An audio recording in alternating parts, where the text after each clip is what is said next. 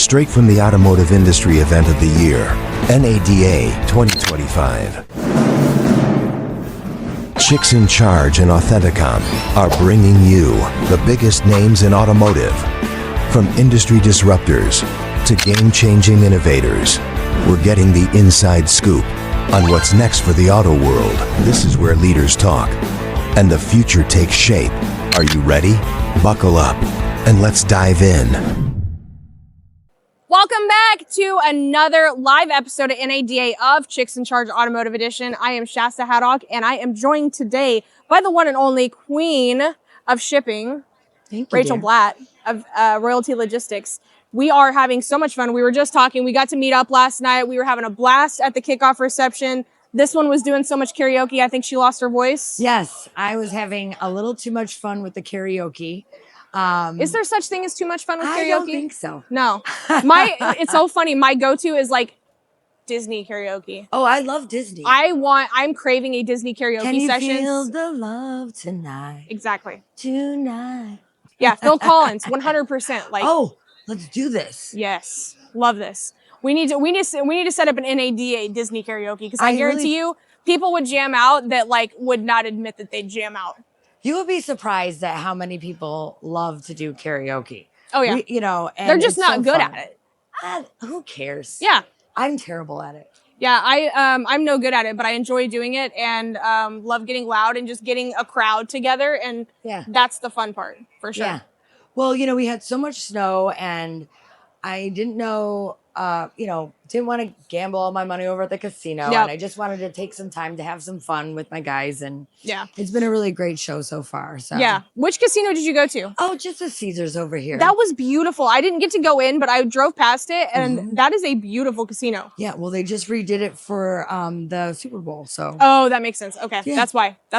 So what part of the country did you come in from? Michigan. Michigan. Did you have to jump and hop and beg and plead? Well, so I started freaking out because we had a party on Wednesday and our flight got canceled. So we just decided to get in the car and drive on down. So it took us about 17 hours. We stopped in Mississippi. So stayed the night over there. You made it far. That's a really far way to finally decide to stop. Well, I'd rather drive than be stuck at an airport. Yeah. Most people ended up driving anyway. So I was like, well, I just got a new car over the summer, so we'll just take it down and smooth, easy ride all the way up until about 2 hours out. Yeah. And honestly, we came in yesterday, so she came in Wednesday, we came in Thursday, and by the time that we made it into city limits of New Orleans, a lot of it had melted off, and I think it was about 3 or 4 o'clock when we finally started getting in here. So it helped a lot for the people who came in yesterday. That started to settle, but New Orleans was not ready for this. Yes, it was funny watching people play with snow for the first time, and it's just an interesting experience. Right now, and this is weird, but all the planets are aligned right now, and we were going around with our phone and just sort of watching it. And I just think that this is a time to really come together, and so a lot of people are going through the same thing. I guess I heard on Wednesday you couldn't even eat. So yeah, they had a lot of restaurants shut down. We were trying to call for reservations for a dinner we wanted to have tonight. Yeah. And nobody would call us back until yesterday because they were all closed. Yeah. Yeah. It was wild. Yeah. So we were talking last night, and our dear friend Sean Armour, and I don't know if you had ever met him prior to last night. He made a comment to you when he found out that you were with Royalty Logistics, and he said, "Hold on a second. Why would I want to make it sound like I'm paying 3 times more for something that's royalty when I could get it through somebody else?" And you had the best response. He said, "It sounds expensive." I said, "Well, if you want it done right, you got to pay the price." Period. And that's what it is. But what led to the royalty name? So my family is actually royalty, and the joke is that we've ended up on the wrong side of the family tree. But I had been watching The Crown at the time. Nice. And just trying to figure out a name that would scale. So I chose Royalty Logistics. So that's how it came about. And it works. You hear so many names here in the automotive industry, and after a while they all start to blend together. But I gotta say, I don't know of anything else that is related to royalty Thank other than you? Well, there's a few royalties out there. I'm blessed to be one of the good ones. And, we're having fun. We try to treat our customers like family. So we say, you're part of the royal family. Yeah.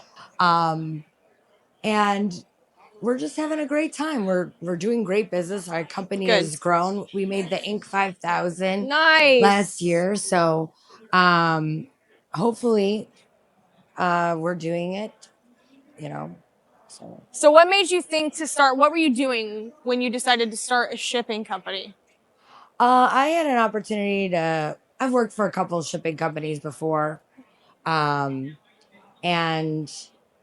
I was probably the number one person at pretty much everywhere I worked. Maybe not at United Road, which is where I got my start. But I was pretty much in the top 5 in my first year. So I kind of found my niche. I really love this work. I think the customers are great. The automotive industry is the best. It is. And, everybody is down to earth, having a lot of fun. And so came into it that way. And the last company wanted to sell. And they couldn't tell me why they were making these changes because they were under NDA. And I couldn't wait any longer for them to fix the situation. So I started my own company. There you go. And here you are. Here I am. Are they still around? They have since sold twice. So they're around a little bit, Yeah.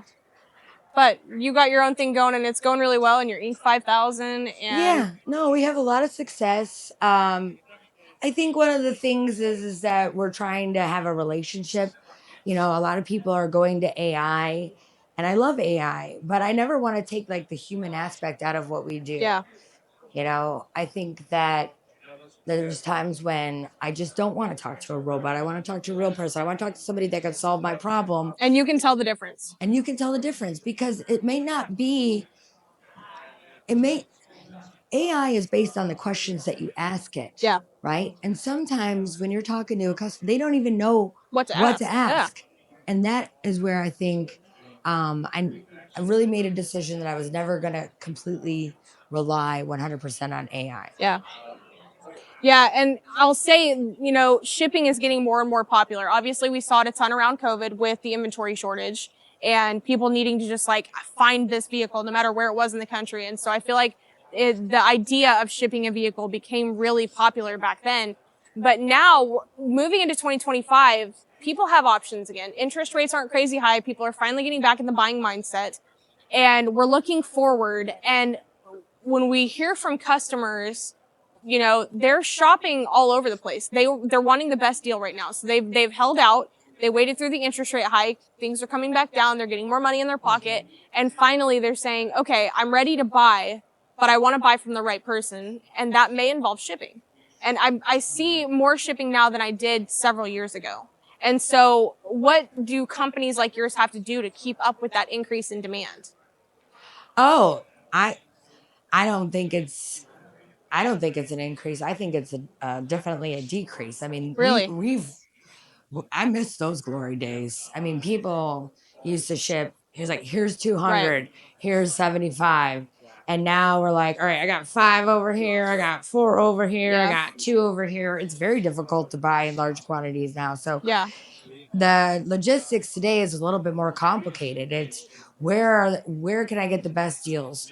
Where can I go? And I think that's what my customers appreciate about me is that I have a pulse on where they can go to buy that makes the best sense for them. Do you think from last year to this year we'll see an increase in shipping? I know from COVID time to now. I sure hope so. Yeah, from COVID time to now, obviously we're down. Inventory's corrected itself, but is it going to be more common? I mean, we look at companies like Carvana that just keeps gaining popularity. People keep using it because they're tired of, the antics of dealerships.